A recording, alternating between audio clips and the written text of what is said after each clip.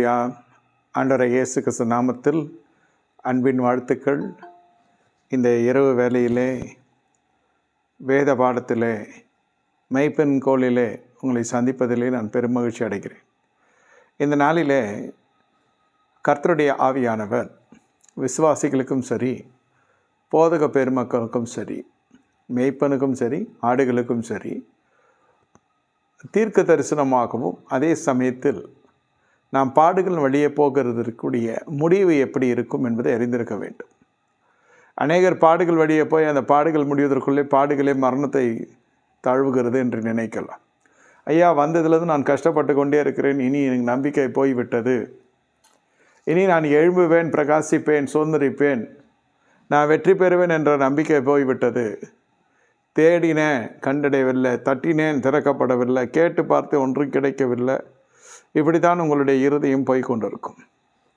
ஆனால் ராஜ்யத்தின் சுவிசேஷம், இந்த ராஜ்யத்தினுடைய ஞானம் எப்படி இருக்க வேண்டும் என்றால், எந்தவித பாடுகளானாலும் தேவன் அனுமதிக்கிற பாடுகளினுடைய முடிவு எப்படி இருக்கும் என்று நாம் பார்க்க வேண்டும். இந்த பாடுகள் என்னை மரணத்துக்குள்ளே நடத்தும், இந்த பாடுகளை முடிவதற்குள்ளே எப்பொழுது கர்த்தர் என்னை நினைத்தவர்கள் தெரியவில்லை, நான் அப்படியே மறித்தாலும் நல்லமாய் இருக்கும், ஒன்றும் பேசுவதற்கு இடமில்லை, எல்லாமே நம்மை சுற்றி நியாயமாய் போய் கொண்டிருக்கிறது, ஆனால் நம்முடைய காரியம் மட்டும் வாய்க்கவில்லை. ஜபத்திற்கு குறைவில்லை, நமக்கென்று எழுப்பப்பட்ட ஊழியக்காருக்கு வித்தியாசமான ஒரு அபிஷேகம். அதாவது எதுக்கு சொல்லுகிறேன்னா, கர்த்தர் எல்லாவற்றையுமே உன்னதமான விதத்தில் கர்த்தர் நமக்கு கட்டளையிட்டிருக்கிறார். நம்முடைய பின்னணி, நம்முடைய வாழ்க்கை, நம்முடைய எல்லா போராட்டங்கள் எல்லாமே உயர்ந்தே இருக்கிறது. போராட்டங்களிலிருந்து, சோதனையிலிருந்து, வேதனையிலிருந்து வர்ற ஊழியக்காரன் முதல் கொண்டு ஒரு உயர்ந்த அடைக்கலத்தில் இருக்கிற அந்த அபிஷேகம், உன்னதத்தின் அபிஷேகத்தை பெற்ற மனுஷன் உயர்ந்த அடைக்கலத்தில் இருக்கிற ஜனங்களுக்கு பணிவிடைக்காரனையே ஊழியக்காரனாகவும் கொடுத்துருக்கலாம். எல்லாமே உயர்ந்து காணப்படுகிறது, பிரச்சனையும் உயர்ந்து காணப்படுகிறது. ஆனால் இப்பொழுது நாட்களில் நான் எண்ணி கொண்டு இருக்கிறேன், எதற்கு? ஆசீர்வாதத்துக்கு இல்லை, சோர்வினுடைய உச்சகட்டம். நான் இப்பொழுது மறித்தால் நல்லா இருக்கும், அல்லது அப்பொழுது மறித்தால் நல்லமாய் இருக்கும், எப்படியோ நான் வாழ்வதை காட்டிலும் செத்தால் நலமாய் இருக்கும். நாட்கள் ஓடிக்கொண்டிருக்கிறது, எந்த முன்னேற்றம் என் வாழ்க்கையில் காணப்படவில்லை. நான் தாயின் வயிற்றிலிருந்து வந்த நாள் முதல் கொண்டு எப்பொழுது அந்த குழந்தை அழுது பிறக்கிறதோ, எனக்கு முன்னே இருக்கிறவர்கள், எனக்கு பின்னே இருக்கிறவர்கள், உடன் பிறந்தவர்கள், வளர்ந்தவர்கள், வாழ்ந்தவர்கள், யாருடைய வாழ்க்கையிலும் காணப்படாத ஒரு அதிசயம், யாருடைய வாழ்க்கையிலும் காணப்படாத ஒரு அதிசயம் இப்படியாய் போய்கொண்டிருக்கிறது. ஏன் என்று தெரியவில்லை, ஏன் என்று எனக்கு புரியவும் இல்லை. தீர்க்க தரிசனம் பார்த்தா எல்லாமே பிரம்மாண்டமாக இருக்கிறது. தீர்க்க தரிசனம் உரைக்கிறவர்களை பார்த்தாலும் ஒன்றும் குறை சொல்வதற்கு எதுவாக இல்லை, எல்லாமே சரியாக இருக்கிறது. ஆனால் என்னவோ தெரியவில்லை, என் வாழ்க்கையில் மட்டும் காரியங்கள் இன்னும் தாமதித்து கொண்டிருக்கிறது. நான் சொல்லுகிற இந்த பாடுகளினுடைய முடிவு உங்களுடைய வாழ்க்கையில், பாடுகளினுடைய முடிவு உங்களுடைய வாழ்க்கையில் பெரிய காரியத்தை செய்ய போகிறது. அந்த தெளிவு உடையவர்களாக இருக்க வேண்டும். பாடுகள் வழியை கடந்து சென்ற பழைய ஏற்பாட்டு பரிசுத்தவான்கள், புதிய ஏற்பாட்டு அப்போஸ்தலர்கள், சீடர்கள், இவர்களுக்கெல்லாம் ஒரு தெளிவு இருந்தது. என்னவென்றால், சுருக்கமாக சொல்லுகிற வார்த்தை என்னவென்றால், விசுவாசிக்கிற இன்னார் என்பதை நான் அறிவேன். நான் எதற்காக இந்த பாடுகள் வழியே அனுமதிக்கப்படுகிறேன் என்றால், பரலோகம் என்னை நம்ப வேண்டும். மனுஷர்கள் அல்ல. இப்போ மனுஷர்கள் எல்லாம் ஓரளவுக்கு நம்பிக்கை இருந்த ஜனங்கள் கூட நம்முடைய வாழ்க்கையினுடைய ஒன்று சரீர வேதனையாக இருக்கும், இனி இந்த மனுஷன் பிழைப்பதில்லைன்னு சொல்லுவாங்க, இல்லை பொருளாதாரமாக இருக்கும், அது இன்னும் ரொம்ப பட்டு போயிருக்கும். நம்பின ஜனங்களெல்லாம் கேட்க அச்சப்பட்டவங்களாம் கூப்பிட்டு கேட்கிற அளவுக்கு ஆகிவிட்டது. தலை காட்ட முடியவில்லை, இனி வாழ்வதா சாவதா என்று தெரியவில்லை. சிலது நோயினுடைய கொடூரம், சிலது எல்லாம் இருக்கும், திருமணத்தில் தடை இருக்கும், எல்லாம் இருக்கும், பிள்ளை பேரில் தடை இருக்கும், எல்லாம் இருக்கும், ஆனால் இல்லாததை போல் இருக்கும். ஒரு வெறுமை, ஒரு அவமானம், ஒரு நிந்தை, ஒரு ஏளன பேச்சு, இப்படியே போய்கொண்டிருக்கும். ஒவ்வொருவருக்கும் ஒவ்வொரு விதமான பாடுகள். இந்த பாடுகளில் அவரவருடைய பலத்துக்கு மிஞ்சி கர்த்தர் சோதிக்கிறது, திராணிக்கு மிஞ்சி சோதிக்கிறது, அதை புரிந்து கொள்ளணும். ஆனால் நம்ம மட்டும் கண்களை என்ன பார்த்து கொண்டிருப்போம் என்றால், ஒரு வழியை பார்த்து சரி, மாதம் துவக்கத்தில் ஆரம்பித்தது, 30ஆம் தேதியிலாவது 40 நடக்கும், 29 நடக்கும். இப்படியெல்லாம் நினைத்து கொண்டு இருக்கிறதுனால்தான் சில காரியங்கள் நம்முடைய வாழ்க்கையில் தாமதித்து கொண்டே இருக்கிறது.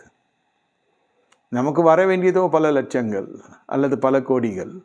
ஆனால் இப்பொழுது தெருக்கோடியில் இருக்கிற ஜனங்களெல்லாம் கேள்வி கேட்கிற அளவுக்கு ஆகிவிட்டது. சில ஆயிரங்களுக்கு நான் அசிங்கப்படுகிறேன், சில லட்சங்களுக்கு நான் அசிங்கப்படுகிறேன். நம்முடைய நிலை இன்று அப்படி போய் கொண்டிருக்கிறது. யாரும் நம்ப கூட மாட்டாங்க. இப்படி எல்லாம் போய் கொண்டிருக்கிறது என்று சொன்னால் ஒன்று தெரிந்து கொள்ளுங்க, கர்த்தர் கைவிட்டார் என்று நினைக்காதீங்க. கர்த்தர் உங்களை முடிவுபுறம் நடத்த வல்லவர் என்று நினைங்க. இரண்டாவது, இந்த பிரச்சனை எப்படி முடியும் என்றால், என்னுடைய பாடுகள் எப்படி முடியும் என்றால், இந்த பாடுகள் வழியே கடந்து செல்லுகிற பொழுது உங்கள் கனிகள் பெருக வேண்டும். மனசாட்சியை தொட்டு நீங்கள் சொல்வீர்கள் என்றால், இந்த உபத்திரவம் என்ன கர்த்தருடைய சமூகத்திலே கொண்டு வந்திருக்கிறது. இந்த உபத்திரவம் என்ன தேவனுடைய மனுஷனை காணும்படியாக உண்மையாய் கர்த்தருடைய சமூகத்தை கொண்டு வருகிற ஒரு தேவனுடைய அபிஷேகம் பண்ணப்பட்ட தலைமைக்குள்ளே நடத்தினது, தேவனுடைய வார்த்தையை கேட்கும்படி செய்தது. இப்படி தான் உங்களுடைய இருதயத்தின் ஆழத்தில் காணப்படும். இந்த உபத்திரவம் உங்களை யாக்கோபுக்கு காட்டப்பட்ட ஏணியை போல வானத்துக்கும் பூமிக்கும் மத்தியில் தேவன் ஒருவர் உண்டு என்று பிசாசுகளும் விசுவாசம் நடுங்கிறது. அதற்கு வழி தெரியாது. ஆனால் நீங்கள் உங்கள் விசுவாசம் கர்த்தருடைய வழிகளுக்கு நேரே கொண்டு வரும். அது உங்கள் தேவ பக்தியினால் அல்ல, தேவன் வைத்த கிருபையினால். என்ன நடக்கிறது என்றால், அந்த வழிகளுக்குள்ளே கொண்டு வருகிறது கர்த்தருடைய சத்தியம். நல்லா புரிந்து கொள்ளணும். இதுவரை கிருபன் சுற்றி கொண்டிருந்த நாம் இப்பொழுது ராஜ்யத்தின் சுவிசேஷத்துக்குள்ளே வந்திருக்கிறோம். ராஜ்யம் என்று சுத்த ஆரம்பிக்கிறோம். கர்த்தரை பின்னாலே சொல்லுகிறேன். இப்பொழுது அதற்கு என்ன நடக்கிறது என்று கேட்டால், கேளாத ஞானத்தினால கர்த்தர் நினைத்தரல போகிறார். இந்த ஆபிரகாமுடைய வாழ்க்கையில் பார்வோனுடைய பொருளாதாரத்துக்கு என்று இந்த மனுஷன் இயங்கவில்லை. நியாயமாக இவனுக்கு இருக்கிற ஆசீர்வாதம் அது வந்தாலே போதும் என்ன. ஆனால் அந்த ஆசீர்வாதம் அவனுடைய இடத்துல போய் மாட்டிக்கொண்டிருக்கிறது. பிசாசு கட்டி வைத்திருக்கிறான். உலகத்தின் ஆவியானது கட்டி வைக்கப்பட்டிருக்கிறது. உலகத்தின் ஜனங்கள் என்னுடைய முன்னேற்றத்தை தடை செய்து கொண்டிருக்கிறார்கள். உலகத்தின் ஜனங்கள் தேவனை அறியாதவர்களைப் போல் இருக்கிறவர்கள், நாமம் தரிக்கப்பட்டவர்கள், கிருபையை சார்ந்திருக்கிறவர்கள். தேவ ஜனங்களே எனக்கு எதிரியாக இருக்கிறாங்க. நான் ஆலயத்திலே எனக்கு பல பிசாசுகள் இருக்கிறது. இப்படியெல்லாம் மனசு போய் கொண்டிருக்கும். எதுவானா இருக்கட்டும், உங்களுடைய நோக்கம் சிந்தை என்னவென்று கேட்டால், முடிவில் நீங்கள் ஆர்வமாக காத்து கொண்டிருக்க வேண்டும். கர்த்தர் இந்த தேர்வில் எப்படி மதிப்பெண் தரப்போகிறார், எப்பொழுது எனக்கு பிரச்சனை முடியும் என்பதல்ல. இதில் நான் கற்றுக்கொண்ட விசுவாசனுடைய பங்கு என்ன, விசுவாசனுடைய பாடம் என்ன. விருப்பம் வேறு, நம்பிக்கை வேறு, எதிர்பார்ப்பு வேறு, இது விசுவாசம் வேறு. விருப்பமெல்லாம் விசுவாசம் நினைக்கிறதும், எதிர்பார்ப்பெல்லாம் நம்பிக்கையாக கொள்ளுகிறதும் மனுஷனுக்கு கைவந்த கலை. விசுவாசம் என்பது என்ன? நம்பப்படும் உறுதியும் காணப்பட நிச்சயமாக இருக்கிறது விசுவாசம். இந்த விசுவாசுக்கு பின்னாக கர்த்தருடைய வார்த்தை காணப்படும். இப்பொழுது கர்த்தருடைய வழிகள், கர்த்தருடைய வார்த்தை, கர்த்தருடைய எல்லாமே கர்த்தர் என்று கர்த்தரை நம்பி வந்து விட்டோம். ஆனால் காரியம் சொல்லி கொள்ளுகிற அளவுக்கு இல்லை. மூல காரியத்திலெல்லாம் கர்த்தர் கை வைத்திருக்கிறார். இது நல்லா தெரியும். அன்னாளை சிறுமைப்படுத்தின தேவன், கர்த்தரோ அவளை சிறுமைப்படுத்த மனதாக இருந்தார். கர்த்தரே அவருடைய கர்ப்பத்தை அடைத்தபடியினால் அவள் மிகவும் சிறுமைப்பட்டாள் என்று வேதத்தில் வாசிக்கிறோம். 1 சாமுவேல் 1ஆவது அதிகாரம் வாசித்து பார்த்தா, கர்த்தரே அவள் கர்ப்பத்தை அடைத்திருக்கிறார். இது எதற்காக இந்த சோதனை? ஆலயத்துக்கு போகாத பெண்ணினால் அவள் சக்கரத்தி இருக்கிறார், அவளுக்கு பிள்ளைகள் இருக்கிறது. இவள் ஆலயத்துக்கு வந்து போகிறவள் ஆவிக்குரிய பெண்மணி, இவளுக்கு அடிப்படை ஆசீர்வாதமே ஒரு தடைக்கல்லாக இருக்கிறது. பிரியமான தேவனுடைய ஜனமே, நீ பெற்று எடுக்க போகிறது, சுதந்திரிக்க போகிறது அபிஷேகம் பண்ணப்பட்ட ஒரு ஆசீர்வாதம், தேவனால் தெரிந்து கொள்ளப்பட்ட ஒரு ஆசீர்வாதம். ஒரு புதிய நபர்னுடைய ஒரு வருகம் வாழ்க்கையில் காணப்படலாம் துணையாக, அல்லது ஒரு வாசல் திறக்கப்பட வேண்டும் என்று கேட்டுக்கொண்டிருக்கலாம், வழிகள் திறக்கப்பட வேண்டும் என்று நீ காத்து கொண்டிருக்கலாம். ஆனால் நாள் ஆகிறது, வாரங்கள் போகிறது, மாதங்கள் போகிறது, ஆனால் வாழ்க்கையில் எதுவும் நடந்த பாடு இல்லை என்று சொல்லி கொண்டிருக்கலாம். அது உண்மைத்தான் ஐயா, என்னமோ தெரியவில்லை, ஏன் நடக்கவில்லை என்று தெரியவில்லை. ஏன் இப்படி போய் நான் சொல்லுகிறேன், நீங்கள் கற்று அறிய வேண்டிய சத்தியம் இன்னும் இருக்கிறது. இன்னும் என்ன நான் கற்றுக்கொள்ள வேண்டும் என்று கேட்காதிருங்கள். இதுவரை கற்றறிந்த ஒவ்வொரு சத்தியமும் முன்பின் எதிர்பாராதவைகள் தானே. கற்றுக்கொண்டே வருகிறோம், ஆனால் விடுதலையை கண்டு கொண்டும் வருகிறோம். படிப்படியாய் கர்த்தர் நம்மை உயர்த்தி கொண்டும் வருகிறார், அது இல்லை என்று சொல்ல முடியாது. ஆனால் அதே சமயத்தில் நம்முடைய மாம்சம் தாங்காது. கண்களை மூடினா பரலோகம், கண்களை மூடினா தேவ தரிசனம், கண்களை மூடினா உங்களுக்கு கர்த்தர் கொடுக்குற வார்த்தை. ஆனால் கண்களை திறப்பீர் என்றால் சூழ்நிலைகள், மாம்சம், மனிதர்கள், சமுதாயம், நம்முடைய வட்டாரமே நம்மை குலுக்குகிறது. இந்த மனுஷன் எந்த காரியம் செய்ய முடியாத ஒரு சூழ்நிலை தள்ளப்படுகிறான். ஆபிரகாமை சொல்லுகிறேன், சாரால் சிறை பிடிக்கப்பட்டு விட்டால் எதுவுமே செய்ய முடியவில்லை. இன்று உங்களுடைய நிலை ஒரு சில பகுதிகளில் இப்படித்தான் இருக்கு. நான் ஒன்றும் செய்ய முடியாத நிலையில் இருக்கிறேன். பதில் சொல்லி ஆக வேண்டும் என்ற சூழ்நிலை நிர்பந்திக்கிறது. ஆனால் சொல்வதற்கு பதிலும் இல்லை. காரியங்களில் தேதிகள் கொடுக்க முடியாது. எல்லாம் சொல்லி முடிச்சாச்சு. யாரும் இனி அதை நம்புகிற நிலையிலும் இல்லை. இது பொருளாதாரத்துக்கு மட்டும் சொல்லலை.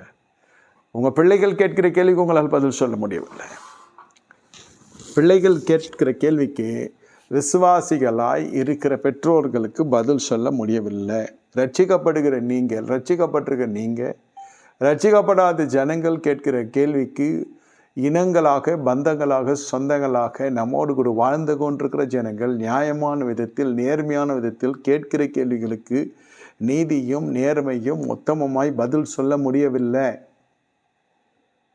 நீங்கள் ஒரு ஆபிரகாம், அழைக்கப்பட்டது உண்மை, கர்த்தர் உங்களை தெரிந்து கொண்டது உண்மை, கரம் பிடித்த கர்த்தர் உங்களை வழிநடத்தி வந்தது உண்மை.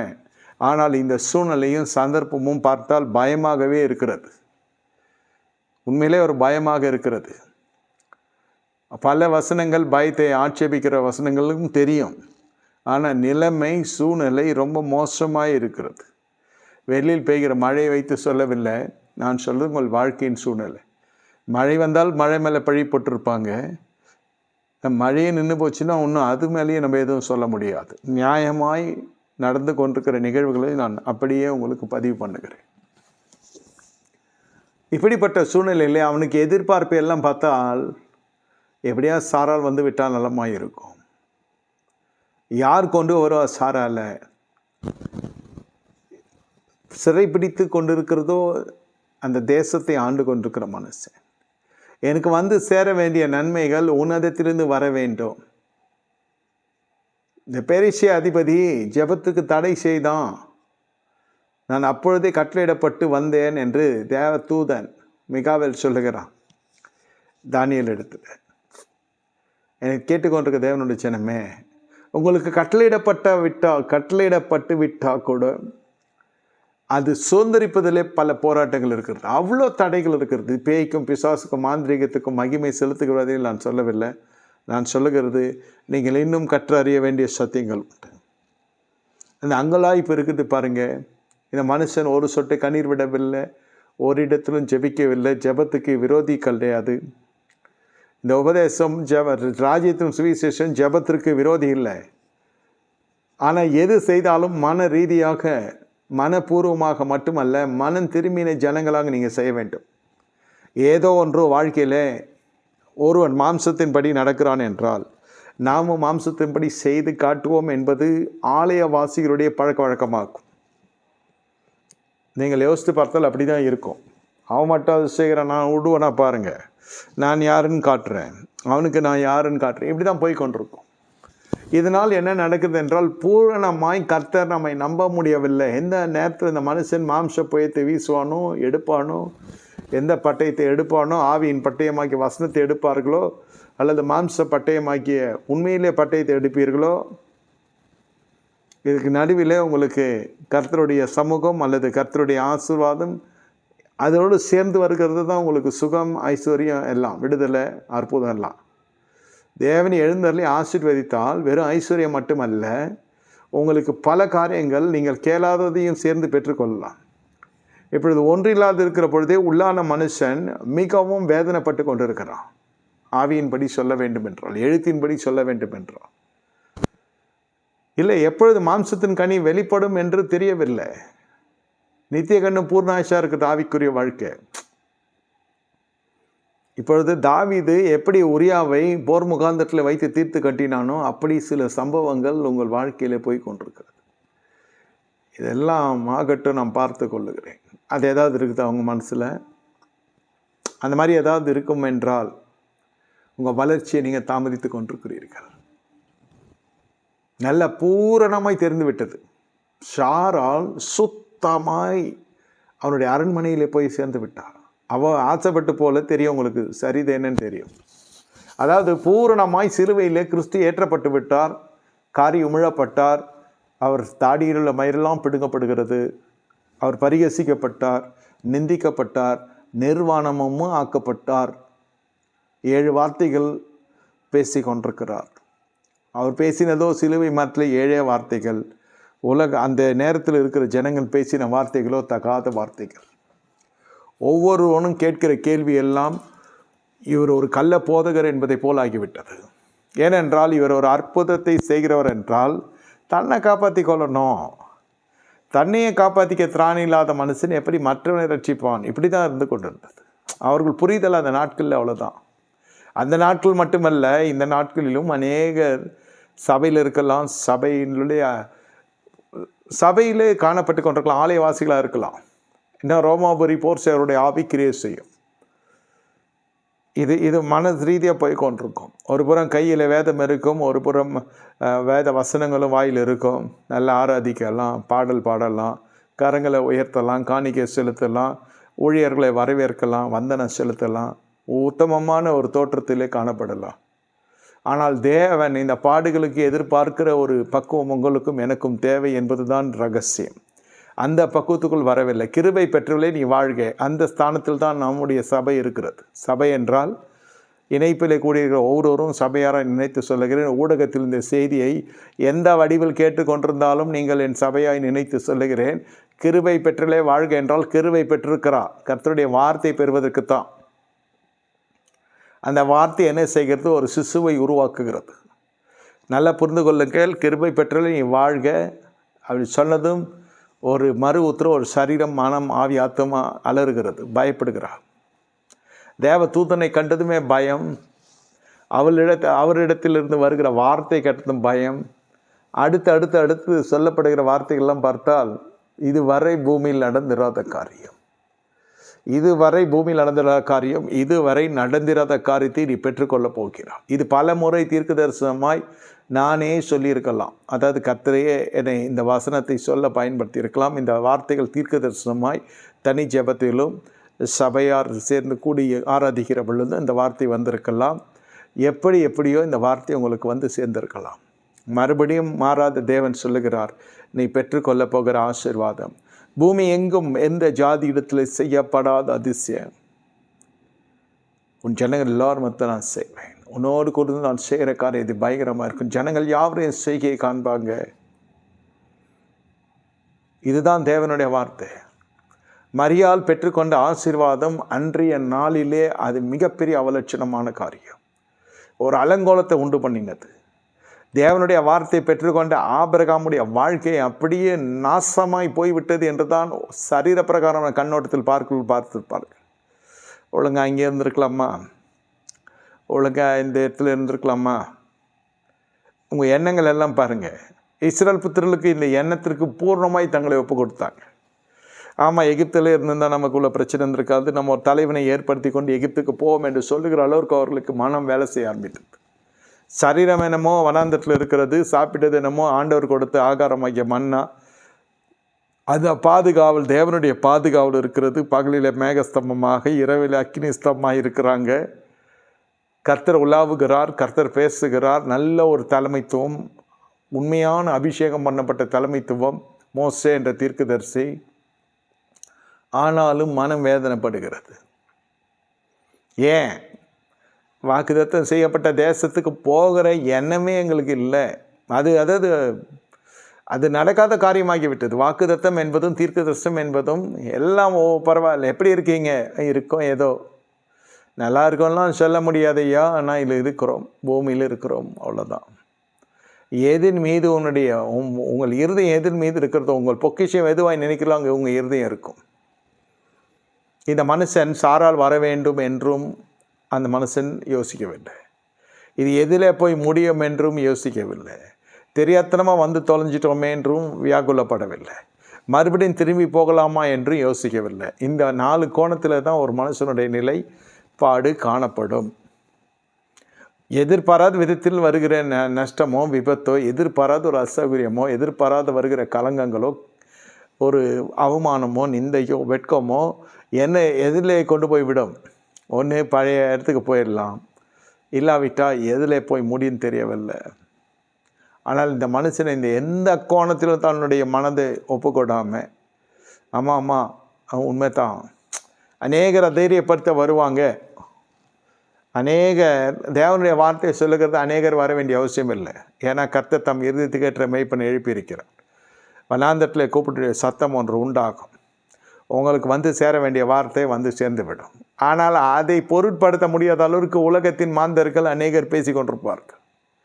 சூழ்நிலைகள் நமக்கு எதிர்த்து காணப்பட்டு கொண்டும் இருக்கும்.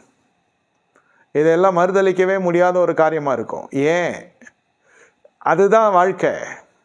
மேய்ப்பனுக்கும் அதே போராட்டம் தான், ஆடுகளுக்கும் அதே போராட்டம் தான். இங்கே 2 தரத்தாருமே வாக்குத்தத்தம் செய்யப்பட்ட தேசத்துக்குள்ளே போக வேண்டும். ஆனால் கோபித்து கொள்ளாதீங்க, 2 பேராலையுமே போக முடியாத ஒரு சூழ்நிலையை ஜனங்கள் உண்டாக்கி விட்டாங்க. மோசேவே அனுப்ப முடியாத அளவிற்கு அவர்கள் கொடுத்த ஒரு போராட்டம், அவங்க கொடுத்த ஒரு உபசம், அவனை வாக்குத்தத்தம் செய்யப்பட்ட தேசத்துக்குள்ளே பிரவேசிக்க முடியாத அளவுக்கு கர்த்தர் அவனை பரிசுத்தப்படுத்தி எடுத்துக்கொள்ளுகிறார். கண்களால் மட்டுமே காண்பாய். இது முக்காடு போடப்பட்ட ஊழியம். ஆனால் ராஜ்யத்தில் அப்படி இல்லை. எந்த நோக்கத்தோடு கர்த்தரை தெரிந்து கொண்டதோ அந்த நோக்கத்தையும் திட்டத்தையும் செய்து முடிக்கிற வரை தேவன் உங்களை விட்டு விலகுவதில்லை, என்னை விட்டு விலகுவதில்லை. இதுதான் முக்காடு நீக்கப்பட்ட ஊழியம், புதிய ஏற்பாட்டு இரத்தத்தின் உடன்படிக்கையின் ஊழியம். உங்களை கொண்டு செய்ய நினைக்கிற காரியம் அதி பயங்கரமாக இருக்கும்.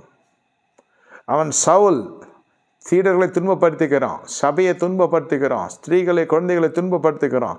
இதுக்கு நிருபங்களை பெற்று எழுதி வாங்கி கொண்டு வந்து தன்னுடைய முழு மாம்ச பலத்தோடு கூட பிதாவாகிய தேவனுக்கு ஊழியம் அனைத்து செய்து கொண்டு இருக்கிறான். பழைய ஏற்பாட்டின்படி பார்த்தால் இவன் வித்தியாசம். அவனுடைய ஞானம் என்னவென்றால், அன்றைக்கு இந்த புரிதல் என்னவென்றால், நம்ம பிதாவாகிய தேவனுக்கு ஊழியம் செய்கிறோம், இந்த இயேசு கிறிஸ்து அந்நிய தெய்வம், அப்படிதான். ஆனால் இந்த இடத்துல கர்த்தரை எழுந்தருள வேண்டும் என்ற ஒரு அவசியமே இல்லை. எத்தனையோ பேர் இருக்கிறாங்க ஆண்டவருடைய நாமத்தை தொழுது கொள்ளுவார்கள். ஆனால் இந்த மனிதனை வந்து சந்திப்பதற்கான காரணம் என்ன? நம்மை வந்து கர்த்தர் சந்திப்பதற்கான காரணம் என்ன? எத்தனையோ பக்த கோடிகள் இருக்கிறாங்க, எத்தனையோ என்ன சொல்லுகிறது, எவ்வளோ ஒரு சரோன்மணிகள் இருக்கிறாங்க, சிரோன்மணிகள் இருக்கிறாங்க, எவ்வளோ பக்த சிகாமணிகள் இருக்கிறாங்க, எத்தனையோ பரிசுத்த ஜனங்கள் இருக்கிறார்களா இல்லையா? ஆனால் நம்மை இந்த ஸ்தானத்தில், இன்றைய இருக்கிற ஸ்தானத்தில் அல்ல, அன்று நம்மை சந்தித்த ஸ்தானத்தை நீங்கள் யோசித்து பாருங்கள். அன்று நீங்களும் நானும் எப்படி இருந்தோம்? கர்த்தர் நம்மை வந்து சந்திக்கிற பொழுது ஆவிக்குரிய ஞானம் இருக்குமா? பூமிக்குரிய ஞானம் இருக்குமா? அலங்கோலத்தின் உச்சகட்டத்திலும் அவலட்சணமாய் நம்முடைய வாழ்க்கை காணப்பட்டு கொண்டிருக்கும். ரத்தம் சுருக்கமாக சொல்கிறேன். அங்கிருந்து எவ்வளோ தூரம் நடத்தி வந்த தேவன் நம்மை கைவிடுவாரா? இதையெல்லாம் செய்வேன், அதெல்லாம் செய்வேன் என்று கர்த்தர் சொல்லவில்லை. ஆனால் செய்வேன் என்று கர்த்தர் சொல்லுகிறார். மனம் கண்டு தடுமாறுகிறது. அதுக்கு தான் முன்னமே கர்த்தர் சொல்லிவிட்டால், உன்னையும் உன் சந்ததியை நான் ஆசீர்வதிப்பேன். சந்ததியை ஆசீர்வதிக்க வேண்டும் என்றாலே முடிந்து விட்டது. அந்த பெண்மணி தேவை. நல்ல வேலை சந்ததி இல்லை, ஆனால் பெண் ஜாதி போய் சிக்கி இருக்கிறார். இப்போ கர்த்தர் உங்களிடத்தில் சொல்லுகிற ஒரு காரியம் இதுதான், விசுவாசம். மறைமுகமாக ஆபிரகாம் ஸ்திரப்பட்டதுக்கு எதில் ஸ்திரப்பட்டிருக்கிறான்னா, தன்னுடைய வாழ்க்கையில் கர்த்தர் கொடுத்த வார்த்தையின் மீது உறுதியாய் தன் நம்பிக்கையை வைக்கிறான். அதை விசுவாசிக்கிறான். நமக்கு பூமியில் சந்ததி உண்டு என்றால் இந்த பெண்மணியோடு நம்ம வாழ்ந்து தான் ஆக வேண்டும். வேறு விதமான குருட்டு விசுவாசமோ குறுக்கு விசுவாசம் வரவில்லை.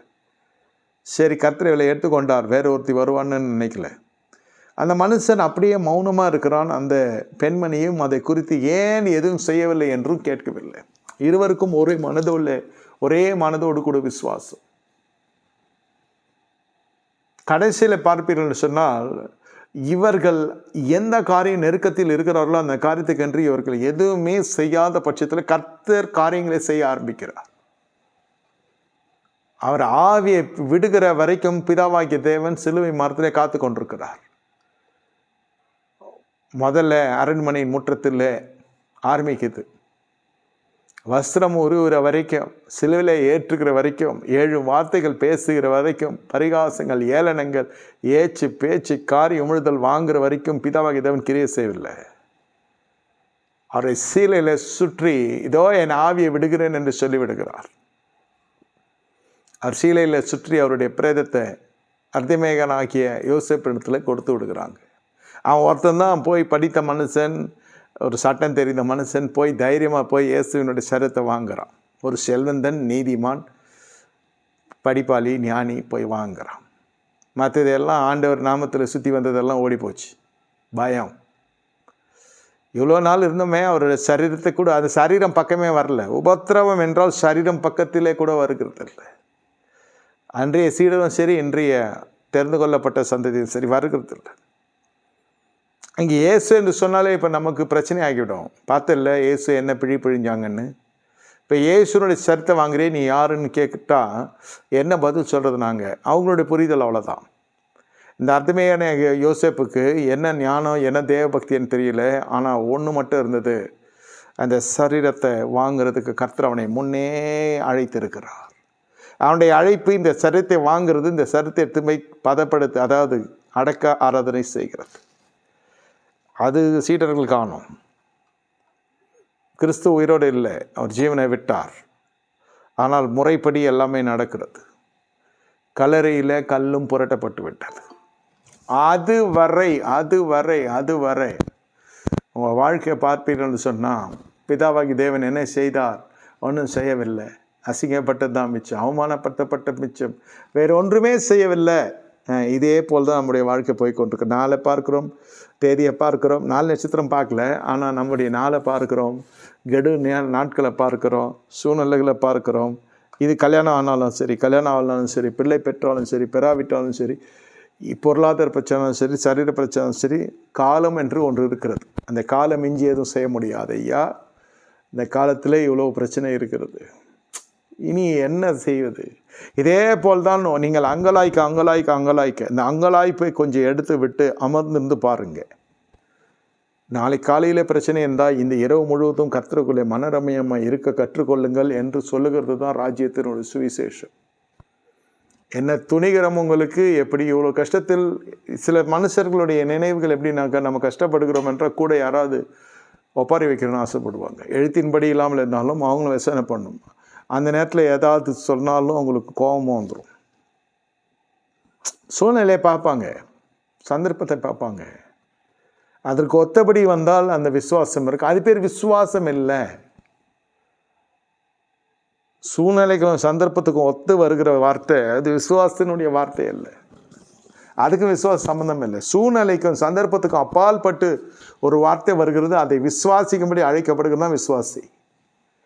ஒரு சபையில் அங்கத்தினர் ஆகி விட்டபடியினாலே, உறுப்பினர் அடையாள அட்டை இருக்கிறபடினாலே நீங்கள் விசுவாசி என்று உலகம் அழைக்கலாம். அது உண்மையும் கூட. ஆனால் கர்த்தர் எப்படி உங்களை விசுவாசியை பார்க்கிறார் என்றால், இந்த சூழ்நிலையிலும் அந்த மனுஷனை விசுவாசிக்கிறான். ஆனால் சூழ்நிலையை பார்த்தால் நாளை என்பதை இருக்காது என்பதை போல் இருக்கும். யோபனுடைய சரீரத்தை பார்த்தால் அப்படி தான் இருந்தது. இந்த மரியாள் தான் இருக்கிறதுலே அதிகமாய் விசனப்பட்டிருக்கிறார். ஏன்னா இந்த மாதிரி எந்த பெண்ணுக்கும் நடந்ததில்லை ஐயா. யோபை போல எந்த வீட்டாருக்கும் இந்த இவ்வளோ பெரிய உபத்திரம் வந்ததில்லை. ஆபிரகாமை போல இப்படி ஒரு தன்மான பிரச்சனை சிக்கினவன் யாருமே இல்லை. இப்படிதான் போய் கொண்டிருக்கோம். ஆமாம், பூமியில் எங்கும் விசேஷமான காரியங்கள் உங்களை மட்டும்தான் வந்து சேரப்போகுது. விசேஷமான பாடுகளுக்கு நீ பாத்திரனா இருக்கிறபடியினால், விசேஷமான பாடுகளுக்கு நீ பாத்திரமாய் கர்த்தர் தெரிந்து கொண்டபடியினால், விசேஷமான ஆளிகை, விசேஷமான கிருபை, விசேஷமான வரங்கள், விசேஷமான அபிஷேகம், விசேஷத்திலே விசேஷமானவனாய் விசேஷமானவளாய் நீ காணப்படுவாய். அதைத்தான் கர்த்தர் ராஜ்யத்தின் சுவிசேஷம் சொன்னால், நீங்கள் விசேஷமானவர்கள். நீங்கள் எந்த நிலையில் இருந்தாலும் நாம் விசேஷமானவர்கள் என்று சொல்வதற்கு ஒரு தைரியம் வேண்டும். அறிக்கையிடுவதற்கு வாயில அறிக்கையிடுவதற்கு ஒரு தைரியம் வேண்டும். நாம் ஜெபிக்கிறோம், இட்டா கண்ணிலிருந்து கண்ணீர் வந்துவிடும். இல்லை, அது உங்களுக்கு காரியத்தை சித்திக்க செய்யாது. உணர்ச்சி வசப்படுத்தலின் ஒரு பகுதி தான் இந்த கண்ணீர் விடுகிறதெல்லாம். அது நான் தவறாகவோ பரிகாசமாக சொல்லவில்லை. ஆனால் அதிலிருந்து அடுத்த கட்டத்துக்கு வர வேண்டும். என்ன அடுத்த கட்டம் என்ன செய்கிறது? அடுத்த கட்டம் என்னத்தை தான் செய்கிறது என கேட்டுக்கொண்டிருக்க தேவனோட ஜனமே, இந்த இடத்துல தேவன் சொல்லுகிறத நீங்கள் தயவு செய்து புரிந்து கொள்ள வேண்டும். தயவு செய்து ரோமர் நிருபம் 10வது அதிகாரம் 8வது வசனம் சொல்லுங்க, இந்த வார்த்தை உனக்கு சமீபமாய் உன் வாயிலும் உன் இருதயத்திலும் இருக்கிறது என்று சொல்லுகிறது. இந்த வார்த்தை நாங்கள் பிரசங்கிக்கிற விசுவாசத்தின் வார்த்தை. என்ன? நீதி உண்டாக இருதயத்தில் விசுவாசிக்கப்படும், ரட்சிப்பு உண்டாக வாயிலே அறிக்கை பண்ணப்படும். அப்போதுதான் அவரை விசுவாசிக்கிறேன் எவனோ அவன் வெட்கப்பட்டு போவதில்லை என்று வேதம் சொல்லுகிறது. 10-11 வசனம் ரோமர் 10வது அதிகாரத்தில் வாசித்தேன். வாயில் அறிக்கையிடணும். அந்த இடம் வாய் விட்டு நம்ம பேசுவதற்கு வேறெல்லாம் பேசுவோம். அசௌகரியமான வார்த்தைகள், சாபகாரமான வார்த்தைகள், சோர்ந்து போகக்கூடிய வார்த்தைகள் நாமும் பேசி சூழ்நிலையெல்லாம் சோர்வோடு மாற்றி நம்மோடு கூட வாழ்ந்து கொண்டிருக்கிறவர்கள், வளர்ந்து கொண்டிருக்கிறவர்கள், இருக்கிற சமுதாயம் எல்லாவற்றையும் கலங்க பண்ணுகிற அளவிற்கு ஏனி ஏதும் வாய்க்காது என்று சத்தமாக உறக்க சத்தமிட்டு சொல்லுவோம், எல்லாம் முடிந்ததுன்னு. ஆனால் இங்கே வேதம் என்ன சொல்லுகிறது? ரட்சிப்பு உண்டாக வாயினாலே அறிக்கை பண்ணப்படும். இந்த பாடுகளினுடைய முடிவு எப்படியா இருக்கும் நீங்கள் கணிக்க முடியாது. இது நடக்குமா நடக்காதா? இது செயல்படுமா செயல்படாதா? இது இப்படியே போய் இருந்து பார்ப்போம். எது வந்தாலும் பரவாயில்லை, நான் பார்க்குற ஒரு முடிவுக்கு வந்து விட்டேன். என்ன வந்தாலும் பரவாயில்லை, எவ்வளோ அசிங்கப்பட்டாலும் பரவாயில்லை, நான் பார்க்குற அளவுக்கு நான் துணி இது விட்டேன். என்ன நடக்க போகுது? மிஞ்சி போனோம். எல்லாம் நடந்ததெல்லாம் நான் பார்த்து கொண்டு தான் இருக்கிறேன். நான் எல்லாம் கடந்து வந்த பாதை தான் இது. என்ன பெரிய விஷயம்? எல்லா அவமானம் நான் பார்த்து விட்டேன். இனி என்ன நடக்க போகுது? பார்த்து கொள்ளலாம். கர்த்தரும் பார்ப்பார். என்ன நம்முடைய அடியான் எதுவுமே கேட்கவில்லை. ஆண்டவரே இது எப்போது முடியும்? ஆண்டவரே இது எப்போது செய்வீர்? பாருங்கள், பேச்செல்லாம் எப்படி இருக்கிறது. யார் கேள்வி கேட்கிறது? இது கேள்வியாக கேட்கவில்லை, வேறு யாரும் இல்லை. அதான் கேட்டு தெரிந்து கொள்கிறோம். கேட்டு தெரிந்து கொண்டாலும் கர்த்தர் உதட்டிலிருந்து ஒரு வார்த்தை வந்தாலும் தேவன் எதிர்பார்க்காதவை உங்களிடத்தில் என்னிடத்தில் விசுவாசம் மட்டும்தான். நான் ஏற்கனவே சொன்னதை நீ விசுவாசிக்கல, புதுசாக கேள்வி மேலே கேள்வி கேட்டுக்கொண்டிருக்கிறீங்க. மனுஷன் என்ன செய்வான், என்ன பேசியிருப்பான் யோசிச்சு பாருங்கள். 10 நாளுக்கு முன்னாடியே உங்களுக்கு இது ஒரு விஷயம் சொல்லியாச்சு. இப்போ அதே நடந்து கொண்டு வருது. இப்போ 10வது நாள்லேயே வந்து திருப்பி மறுபடியும் அதே கேட்டால் என்ன சொல்கிறது? இந்த ஆவிக்குரிய பக்குவம், இந்த ராஜ்யத்தினுடைய நாகரிகத்தை அறிந்த மனுஷன்தான் ஆபிரகாம். ஏன் ஒரு ஜபம் பண்ணல சாராளுக்காக? யோசித்து பாருங்க. இங்கே பிரச்சனை சாராள் இல்லை, எதையோ கர்த்தர் செய்கிறார். நம்ம மீறி போய்விட்டது. உயிர்த்து எழுவேன் என்பது கர்த்தருக்கு, இயேசு கிறிஸ்துக்கே தெரியும் உயிர்த்து எழுவேன் என்பது. அது அறிக்கையிட்டு வாயாலே சொல்ல ஆரம்பிச்சிட்டார். ஆனால் அந்த இடத்துல அடி ஒத்த எல்லாம் வாங்கி சரீரம் கிழிக்கப்பட்டதும் எப்படி இந்த உயிர்த்தெழுதல் நடக்கும் என்றெல்லாம் தெரியவில்லை. அதோடு அவருக்கு பேசுவதற்கு கூட திராணி இல்லை. ஜீவனே ஆவியே போய்விட்டது. இப்பொழுது 3 நாட்கள் 3 இரவுகள் கழித்து கல்லறையில் அந்த கல் புரட்டப்பட்டிருக்கிறது. இது எல்லா பாடுகளையும் அவர் அனுபவித்ததினால்தான் எது முடிந்தது என்று நினைத்தார்களோ அது துவங்க ஆரம்பித்தது. இயேசு கிறிஸ்துவின் வாழ்க்கையை சொல்லுகிறேன். அவர் மரித்ததிலிருந்து தான் சுவிசேஷம் உலகம் முழுவதும் பரவ ஆரம்பித்தது. உலகம் முழுவதும் திருச்சபைகள், உலகம் முழுவதும் விசுவாசிகள், உலகம் முழுவதும் அறிமுகமான ஒரு நபர் இன்று வரை மக்கள் மனதில் வாழ்ந்து கொண்டிருக்கிறார் என்றால் அது ஆண்டவராகிய இயேசு கிறிஸ்து. சபையினுடைய வேறுபாடுகள், கலாச்சாரங்கள் எல்லாம் வித்தியாசமாக இருந்தால் கூட இயேசு என்ற நாமத்திற்கு ஒரு மகிமை உண்டு இல்லையா? இன்று வர நம்முடைய நாட்களுக்கு பிறகும் இயேசு வாழ்ந்து கொண்டிருப்பார். இதுதானே உண்மை. ஆனால் ஒரே மனிதன் இவ்வளோ பாடுகளை சந்திக்கிறார், சகிக்கின்றார், தாங்கிக் கொள்ளுகின்றார். கூடுமான வரை நம்முடைய எல்லா பாடுகளும் இந்த சிலுவை நோக்கி பார்க்கிற பொழுதே போய்விட்டுகிறது. எல்லாவற்றையும் அவர் எடுத்துக்கொண்டார். இப்பொழுது நாம் என்ன செய்யணும்? விசுவாசிக்கிறது தான் நம்முடைய வேலை. இந்த தர்மசங்கரமான சூழ்நிலையில் ஜெபிக்க முடியவில்லை, ஆனால் விசுவாசிக்க வேண்டும். விசுவாசிக்க வேண்டும். புதிய புதிய காரியங்கள் எல்லாம் போய் இந்நேரத்துக்கு நம்ம என்ன செய்யக்கூடாது? நம்ம தலையிட்டக்கூடாது. அதாவது ஒரு வழி அடைக்கப்பட்டு வேறு வழியில் நான் போகிறேன், இல்லை கர்த்தரே திறப்பார், கொஞ்சம் காத்திருங்க. இது காத்திருக்கிற நேரம். இன்னும் எவ்வளோ நாள் ஐயா காத்திருக்கிறது? என் வாழ்க்கையில் இளமை போய் முதுமை உள்ளே வந்து விட்டது சொல்லுவாங்க. பிள்ளைகளாம் சின்ன பிள்ளைகளாக இருந்தாங்க, ஆனால் இப்போ பிள்ளைகள்லாம் வளர்ந்து பிள்ளைகள் கேள்வி கேட்டுக்கிறாங்க, பதில் சொல்ல முடியாது. தொடர்ச்சியாய் காணப்படுகிற வனாந்தரம், தொடர்ச்சியாய் நான் சொல்லுகிறேன், நீதிமானுக்கு வருகிற துன்பங்கள் அநேகமாக இருக்கும், கர்த்தர் அவனை விடுவிப்பான். நீ நீதிமானாக்கப்பட்ட ஐயா அன்று இல்லை. விசுவாசியை எல்லாரும் விசுவாசின்னு சொல்லிக் கொள்ளலாம், ஆனால் நீதிமான ஆக்கப்படுகிற ஒரு பருவத்துக்குள்ளே கர்த்தர் உங்களை என்னையும் கொண்டு வந்திருக்கிறார். சூழ்நிலை நம்மை புடமிட்டது. தேவனுடைய சிச்சை நம்மை நேசத்தை பாய செய்தது.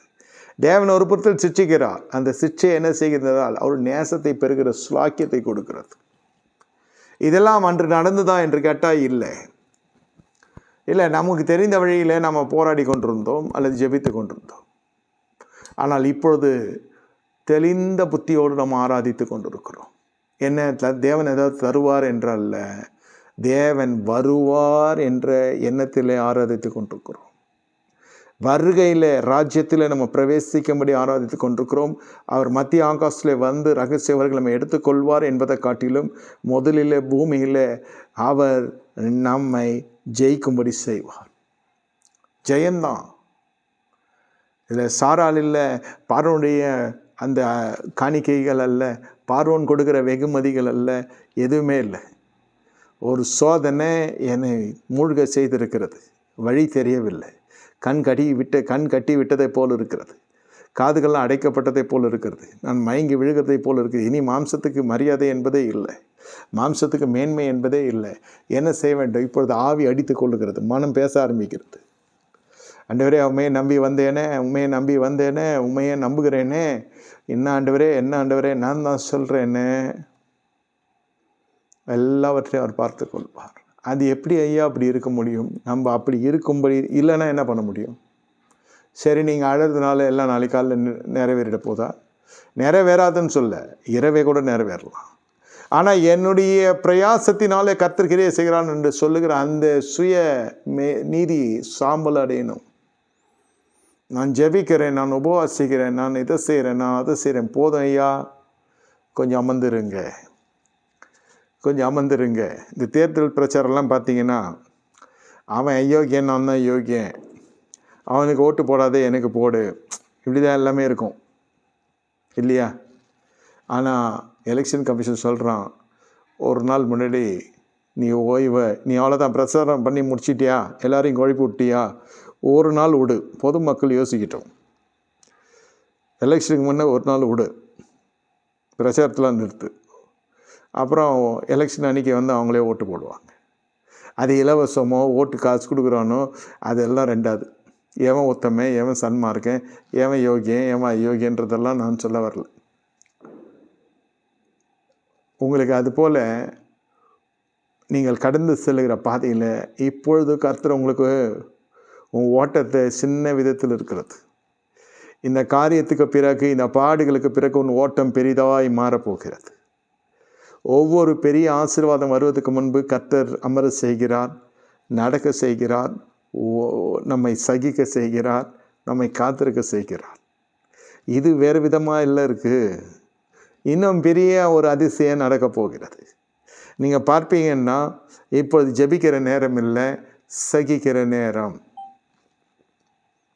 இப்பொழுது சகிக்கிற நேரம். அந்த மாதிரியெல்லாம் நாங்கள் கேள்விப்பட்டதில்லைன்னா கேள்விப்படுங்க. இல்லை, இது கேலி செய்கிறாங்க எல்லாம், அதான் சகிக்கிற நேரம். எல்லாரும் கேள்வி கேட்டுக்கிறாங்க, அதான் சகிக்கிற நேரம். பதில் சொல்ல முடியவில்லை, நீ சகிக்கிற நேரம். நீங்கள் எந்த கேள்வி கேட்டாலும் இதற்கு பதில் ஒன்று தான். இந்த வேலை கர்த்தருக்கு நீதி செய்கிற வேலை தான். ஆனால் நீங்கள் சகிக்கணும், நீங்கள் தாங்குகிறவர்களாக இருக்கணும். ஆனால் ஒன்று மட்டும் தெரியும், எல்லாருடைய பொதுவான விசுவாசம் என்னென்னா, திராணிக்கு மிஞ்சி சோதிக்காத தேவன் நம் தேவன். திராணிக்கு மிஞ்சி சோதிக்கிறவர் அல்ல. அது மட்டும் எனக்கு தெரியும். நிற்பேனோ நிர்மூலமாவேனோ ஜீவன் போனால் போதும், இந்த மாதிரியெல்லாம் சிறுபிள்ளைத்தனமான ஜபங்கள்லாம் தேவைப்படாது. நல்லவேளை கேட்கல. பழைய ஏற்பாட்டு பரிசுத்தவான்கள் கூட இப்படி தான் சொல்லுவாங்க, ஆண்டவரே இருக்கிறத காட்டில் என் ஜீவனை எடுத்துக்கொள்ளும், நலமாக இருக்கும். கேட்கல அந்த ஜபம்லாம். சரி, அவன் செய்கிறான்னா அது விஷயம் வேறு. முக்காடு போடப்பட்ட ஊழியம், சரீரத்தில் விருத்த சேதனம் பெற்ற ஒரு ஊழியம். அவர்கள் ரத்தத்தை சிந்தி தான் அவங்க ஊழியம் செய்யணும். விருத்த சேதனம் இல்லாதவன் சபைக்குள்ளே வர முடியாது இல்லையா? அவங்க துணித்தோலை வெட்டுறப்போ அந்த ரத்தத்தை சிந்தி தான் அந்த ரத்தத்தின் உடன்படிக்கைலாம் ஊழியம் செய்யணும். ஆனால் நமக்காக ஒருத்தர் ஜீவனையே கொடுத்துருக்கிற அவர் தான் ஆண்டவராகிய இயேசு கிறிஸ்து. நம்ம புதிய ஏற்பாட்டின் உடன்படிக்கை, ரத்தத்தின் உடன்படிக்கையின் ஊழியக்காரர்களாக இருக்கிறோம் என்று வேதம் சொல்லுகிறது. அவர்கள் சிந்தின ரத்தம் அவர்களுக்கு ஊழியத்தில் ஒரு ஓட்டத்தை கொடுத்தது. ஆனால் கிறிஸ்து சிந்தின ரத்தத்தின் நிமித்தம் நான் ஓடுகிறேன்.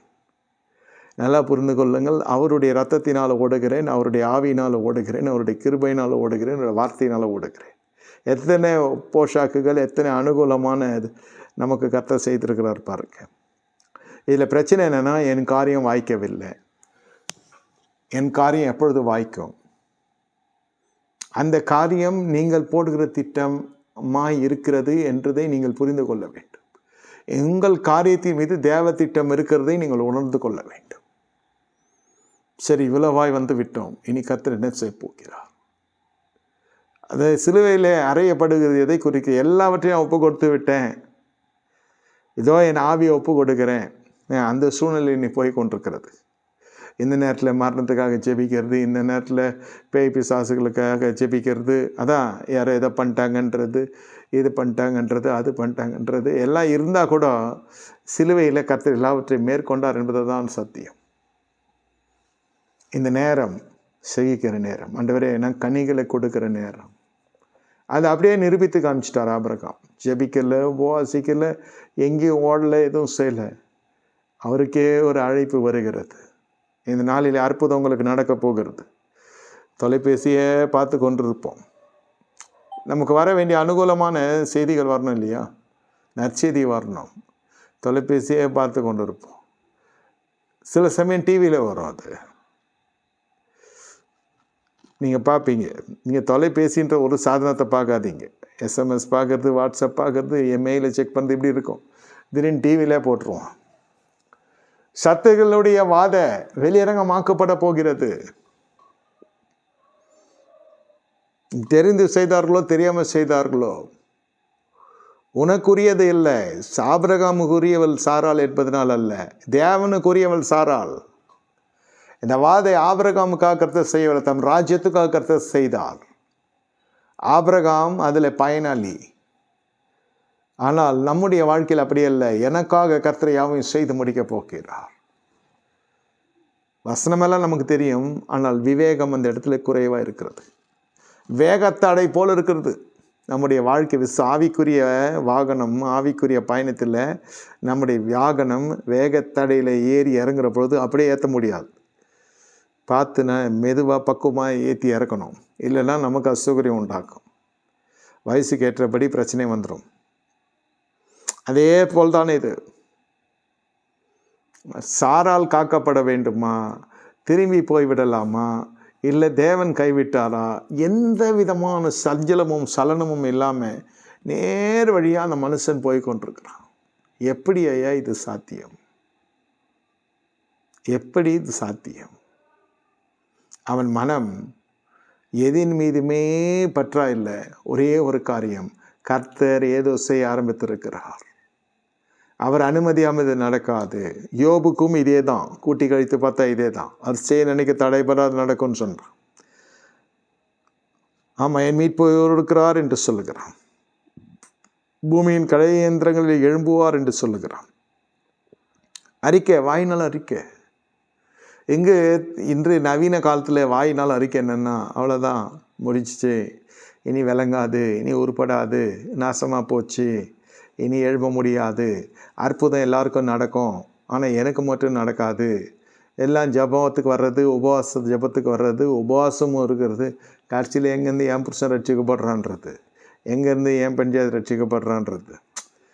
அவிசுவாசமான வார்த்தைகள் உனக்கு ரட்சிப்புக்கு பதிலாக எதிர்மறையாக கிரியை செய்யும் என்பதையே விசுவாசி. அந்த எச்சரிப்பின் சத்தத்துக்குள்ளே வருகிறது. ரட்சிப்பு வாயினால் அறிக்கின்றால் ரட்சிப்பு உண்டாகும். நல்ல உறுதியான இருதயம் கொண்டவர்களாக இருக்கணும். ஒன்று, கர்த்தருடைய வார்த்தை நம்பணும். இல்லை, அவர் நம்முடைய வார்த்தையை நம்புகிற மாதிரியாவது அவருடைய வார்த்தையை பேசணும். நானும் குமாரனும் திரும்பி வருவோன்னு ஆபிரகாம் சொல்கிறார். எந்த விசுவாசத்தில் இதை சொல்லுகிறார்? நீங்கள் யோசித்து பாருங்கள். நானும் குமாரனும் திரும்பி வருவோம். உணர்ச்சி வசப்பட்டிருந்தா என்ன ஆயிருக்கும்? அவர் கண்களிலிருந்து ஒரு சொட்டு கண்ணீர் காணும். அழுது இருந்தால் என்ன ஆயிருக்கும்? ஈசாக்கு பயணப்பட்டிருக்கவே முடியாது. அதான் எப்போதுமே உணர்ச்சி வசப்படுதலுக்கு முக்கியத்துவம் கொடுக்குற பொழுது, கோபத்துக்கு முக்கியத்துவம் கொடுக்குற பொழுது சட்ட சிக்கலை நம்ம சந்திக்கணும். அன்புக்கு முக்கியத்துவம் கொடுக்குற பொழுது அழுகையின் பள்ளத்தாக்குக்கு நம்ம ஆயத்தமாக்கி கொள்ளணும். கட்டாயம் நம்மளை அந்த அன்பு நிலையற்றது. அந்த அன்பு, வேதம் சொல்லுகிற அன்பு அல்ல என்பதை பாடம் புகட்டவே கர்த்தர் என்ன செய்கிறார்? மனுஷர்களை துரோகிகளாக மாற செய்கிறார். தேவன் மாற செய்கிறாரோ இல்லை அவன் இயற்கையாகவே அப்படிதானோ? ஆனால் அது பணம் வரும், ஜனம் வரும், கணம் வரும். இந்த மூன்று வந்ததும் மனுஷனாக இருக்கிறதானா மிருகமாக மாறுகிறானா என்பது தான் காரியம். ஆனால் மற்றவன் மனுஷனாக இருக்கிறானா மிருகமாக இருக்கிறானா என்றே கேள்வி வேண்டாம். நான் மாறாதவனாக இருக்கிறேன்னா தனி மனிதன் ஒவ்வொரு நீர் தீர்மானித்து கொள்ளும். பணம், ஜனம், கணம், இதன் பிறகு மனம் எப்படி இருக்கும்ன்றது பார்ப்பதை காட்டிலும் எது வந்தாலும் நான் மாறாதவனாக இருக்கணும். நல்ல காரியத்துக்கு சொல்கிறேன். நல்ல காரியத்துக்கு என்னென்னமோ வினோதமான கண்டுபிடிப்புகள்லாம் வரும். என்னென்னமோ வினோதமான வாதைகள்லாம் வரும். என்னென்னமோ வினோதமான நியாய தீர்ப்பெல்லாம் பூமியின் மேலே வரத்தான் செய்யும். வினோதமான பாவங்கள்லாம் வரும். வினோதமான சீடர்கள் உருவாவாங்க. நூதன சீடர்லாம் உண்டாக தான் செய்வாங்க. வார்த்தையை புரட்டி போடலாம் வரத்தான் செய்வாங்க. நான் தீர்க்கதரிசனம் சொல்லிக்கொண்டே இருக்கிறேன். நான் மாறாதவர், என் தேவன் மாறாதவர், நான் கற்றறிந்த சத்தியத்தை நிலைத்திருக்க நிச்சயப்படுத்தி கொள்ளுகிறேன். அவ்வளோதான். காலம் மாறிடுச்சு, வேலை மாறிடுச்சுன்னெலாம் இல்லை. ஆனால் ஒரு காரியம் மட்டும் என் வாழ்க்கையில் தெரியும். கர்த்தர் என் வாழ்க்கையில் மிகவும் மிகவும் எதையோ செய்து கொண்டிருக்கிறார். உன்னதமான ஒரு காரியம் போய் கொண்டிருக்கிறது.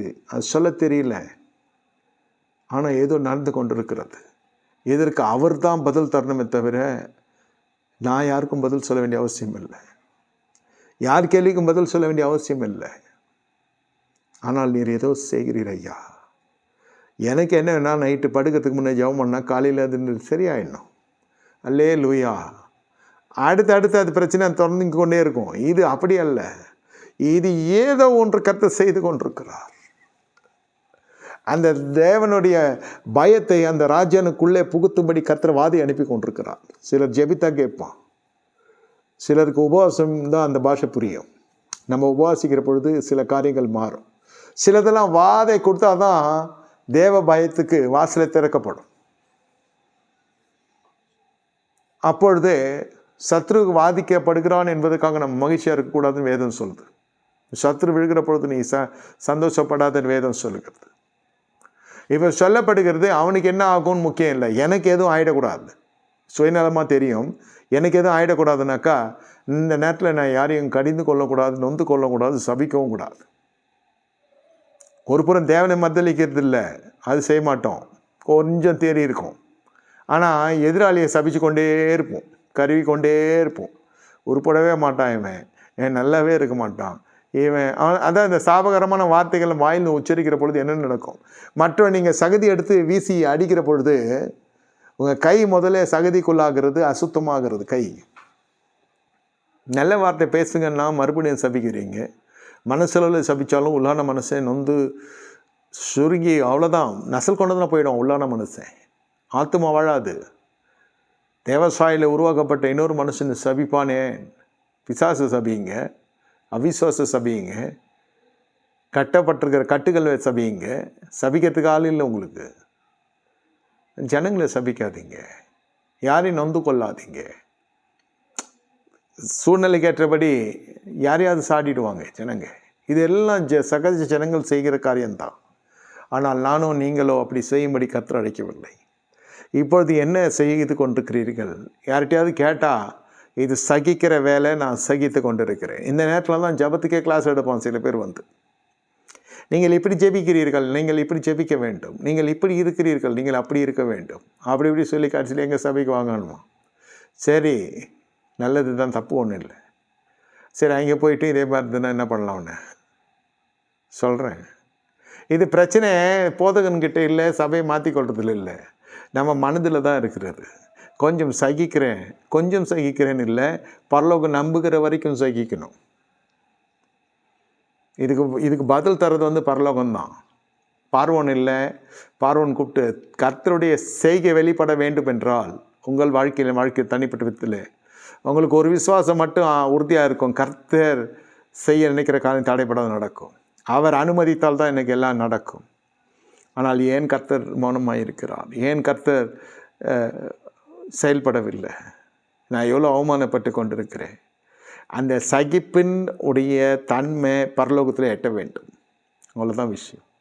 நான் மட்டும் பாதிக்கப்பட்டதாக இருந்தால் பரவாயில்ல, என் குடும்பமும் சேர்ந்து பாதிக்கப்படும், என் பிள்ளைகளும் சேர்ந்து, என் துணையும் சேர்ந்து குடும்பமாக நம்ம ஆசீர்வாதத்தை பெறப்போகிறோம். குடும்பத்தில் அத்தனை பேரும் இந்த தேவனுடைய செய்கையை காணப்போகிறார்கள். கிறிஸ்துக்குள்ளே குடும்பம் ரட்சிக்கப்படணும். நீங்கள் தானே ஜெபிச்சிங்க. ரட்சிப்பின் வல்லமையை வெளிப்படுத்துவதற்கு கர்த்தர் தம்முடைய வழியை பயன்படுத்துகிறார். நீங்கள் உங்கள் ஜெபத்தை பயன்படுத்தி இப்பொழுது விசனப்பட்டு கொண்டிருக்கிறீர்கள். நான் ஜெபித்தேன், கர்த்தர் வேறு மாதிரி கிரியை செய்கிறது உங்களால் புரிந்து கொள்ள முடியவில்லை. நான் தேவனுடைய மனிதனாய் தேவனுடைய வழிகளை வெளிப்படுத்தி கொண்டிருக்கிறேன். அது என்ன, நான் ஜெபிப்பேனா, அவர் கர்த்தர் எப்படி தான் கிரியை செய்யணும், நான் ஒரு வழி போட்டு கொடுப்பேனா? அப்போ கர்த்தர் எதுக்கு? யாருக்கு யார் பணிவிடைக்காரன்? அப்படி இல்லை ஐயா. அது போயெல்லாம் இல்லை. சகிக்கிற நேரத்தில் எதுவும் பார்க்க முடியாது. 6 மாத குழந்தைய வயிற்றில் அறுத்து எடுத்து பார்த்தா ஒன்றும் இருக்காது. முண்டமாக இருக்கும், பிண்டமாக இருக்கும், செத்தே போடும். அந்த மாதிரிலாம் பண்ணால் அது பூரணமாய் வெளியே வருகிற ஒரு நேரம் வருகிறது. எவ்வளோ நேரம்? கர்த்தர் வைத்திருக்கிற வேலை விட்டது. காரியம் கைகூடி வரப்போகிறது. ஆனால் என் சகிப்புத்தன்மை நான் யோசிக்கவே இல்லை. இந்த தவறெல்லாம் நடுவில் போய் கொண்டு இருக்குமா இல்லையா? உங்கள் மனசாட்சிக்கு தெரியும். இது மேய்ப்பனுடைய கோயிலில் நான் போதிக்க வேண்டிய சத்தியம். அது சகிப்புத்தன்மை. ஊழியக்காரன் தான் சகிக்கணும்னு இல்லை. விசுவாசியாக இருக்கிற பொழுதே சகிப்பு என்பது ஒரு பகுதியாக இருக்கணும். வியாதியாக வரக்கூடாது. வராது, சந்தோஷம், நல்லது தான். வியாதியே வராது, நல்லது. பாரு எப்படி இருக்கிறான் பற்றி, அவன் கொழுக்கட்டை மாதிரி எதான் வருதா பாருன்னு எவனா சொன்னான்னா அவனை திரும்பி நம்ம சபிச்சிடக்கூடாது. ஆமாம், எப்படி இந்த மாதிரி இருக்கிறீங்க எனக்கு கொஞ்சம் சொல்லிக் கொடுங்கனாக்கா அவன் உத்தமன், நீதிமான், சன்மார்க்கன், தேவனுக்கு பயந்தான், பொல்லாப்பு இருக்கிறவன். அவன் ஏதாவது வதந்தி பரப்பான். எப்படி இருக்கிறான் பற்றியா? ஊரட்சி ஒலையில் போட்டான்மா. ஏதோ ஒன்று உங்களை நீதிமான் என்ற பட்டத்திலிருந்து உங்களை அயோக்கியன் என்று சொல்லுகிற அளவுக்கு உங்கள் காது படவே வரும். நோய் இருக்காது, இப்படி இருக்கும். நல்லா இருந்தால் இப்படி சொல்லுவான். கொஞ்சம் எருமிட்டீங்கனாக்கா, ஒரு நோய் என்ற ஒரு அடையாளத்தை தென்படுங்கனாக்கா என்ன பாவம் பண்ணானோ, எதுவும் தாலி அர்த்தானோ, இந்த மாதிரி ஆயிட்டான். நீ எப்படி இருந்தாலும் நீங்கள் இந்த வசைப்பாடுகளுக்கு தப்பிக்கவே முடியாது, எங்கேயும் ஓடவும் முடியாது. நீங்கள் இருந்து ஜெயிக்க வேண்டிய இடம் இது. சரியான திசையில் போய் கொண்டிருக்கிறீர்கள். அதனால தான் உங்கள் ஜெபத்திற்கு நீங்கள் எதிர்பார்த்த பதில் வரவில்லை. அப்போ எப்போ தான் என்ன தான் விஷயத்துக்கு தேவ செய்கையை காணப்போகிறாய்? யாராவது போய் அந்த ராஜ்யத்தில் பேச முடியுமா? யாராவது போய் நீங்கள் போய் சிக்கியிருக்கிற இடத்துல போய் நீங்கள் சம்மந்தப்பட்ட ஜனங்கள்கிட்ட பேசுகிற ஜனங்களிடத்தெல்லாம் போய் சிக்கியிருக்கிறீங்களா? இல்லை நீங்கள் பேசினா தான் அவங்க கேட்பாங்களா? யாரையாவது அனுப்ப முடியுமா? இப்போ யோசித்து பார்த்தா ஒன்றும் நடக்காது. தேவன் தான் ஒரு வழியை திறக்கணும். உங்கள் ஆத்துமா சொல்லுதா? கர்த்தர் தான் எனக்கு செய்யணும். அதுதான் செய்கிறார். இப்போது யாரையும் சபிக்காதீங்க, படுபாவி இந்த மாதிரி பண்ணிட்டானேன்னு கருவாதீங்க, நொந்து கொள்ளாதீங்க. எல்லாத்துக்கும் சேர்த்து இந்த வார்த்தை தான். சம்மந்தப்பட்டவர்கள் நொந்து கொள்ளாதீங்க. கர்த்தர் சகலத்தையும் செய்ய வல்லவர். அவர் செய்ய நினைக்க தடைவிடாது நடக்கும். இதை உச்சரித்து கொண்டே இருங்க, மனதிலாவது சொல்லி கொண்டு இருங்க.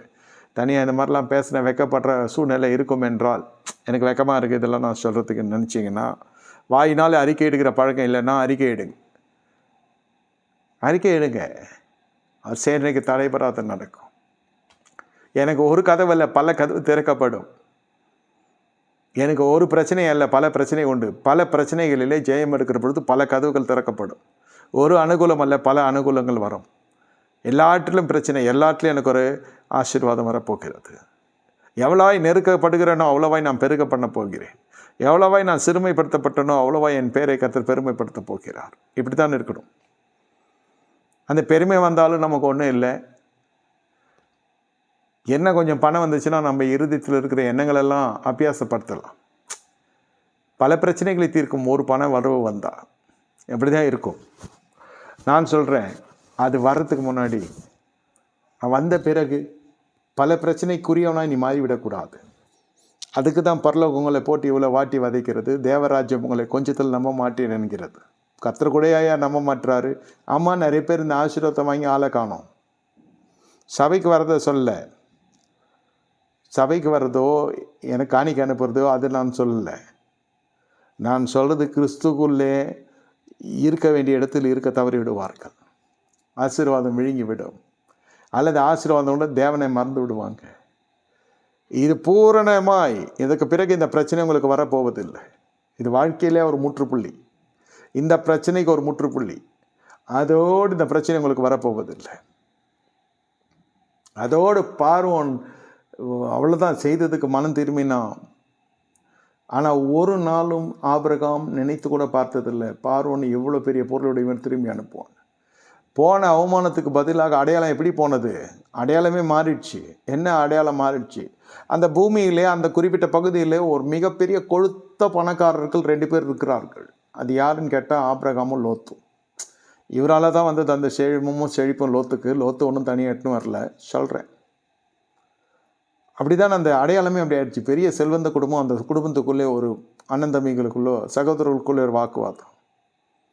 சில்லறைன்ற இடத்துல சத்தம் வரதான் செய்யும். இதெல்லாம் பெரிய இடத்து சவகாசம், இதெல்லாம் பெரிய இடத்து சமாச்சாரம். இப்படி தான் ஆயிடுச்சு. அப்படி அல்ல, ஆரம்பம் அப்படி இல்லை. மனைவியை பறி கொடுத்தவனாக இருக்கிறான். உயிரோடே சொல்கிறேன், ஒரு தன்மான பிரச்சனை சந்தித்தவனாக இருக்கிறான். கூட லோத்து வந்து, ஐயா அதெல்லாம் கவலைப்படாதீங்க, ஆண்டி வந்துடுவாங்கன்னு கூட சொல்லலை. அங்கே காண யாரும், சிலுவை மரத்தில் இயேசு கூட யார் இருந்தாங்க? யாரும் இல்லை. அண்ணால் அழுகிறா, யார் இருந்தாங்க? ஏலி இருக்கிறாரு, என்ன பண்ணார்? இன்னும் நெருப்பில் எண்ணெயை தான் ஊற்றினார். ஆனாலும் அந்த பெண்மணி சகிச்சா. உங்கள் பாடுகளின் கடைசி அத்தியாயம் வருகிறது என்று கேட்டால் எப்போயா முடியும்? எப்போ சகிச்சு முடிக்கிறீங்களோ அப்போ முடியும். இன்றைக்கி சகிச்சிட்டேன்ற சகிப்பை நீங்கள் ஏற்றுக்கொள்ளுங்க.